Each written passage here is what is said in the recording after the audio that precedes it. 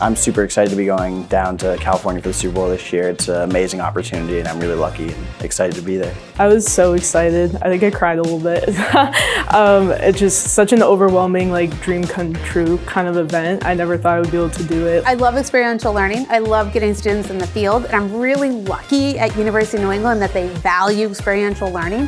So this trip this year will be our third trip to the Super Bowl. There are 8 students going, all within the College of Business.